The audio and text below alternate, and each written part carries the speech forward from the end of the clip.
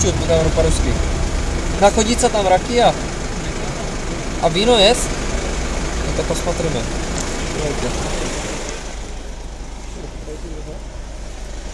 Tentokrát normálka. Aha.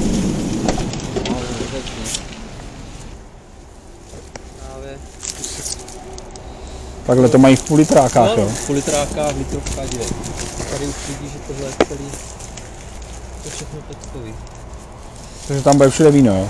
Buď, anebo tvrdý. Ale tu... Toho bude hodně asi tam, tam jsou ty... No, já si jenom tady se dostat k tomu, jestli tam jsou fakt ty originály. To jsou ty 5 litrový ještě tady nějaký. To jsou 9 litry.